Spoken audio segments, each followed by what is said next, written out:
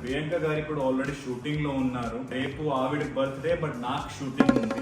ఆహా విధాడిందిరా నీతో నీ వింత నాటకం. ఈ రోజు నైట్ ప్రియాంక గారికి సర్ప్రైజ్ ప్లాన్ చేశాను. సో ప్రియాంక గారు గేట్ దగ్గర వచ్చేసారమ్మా.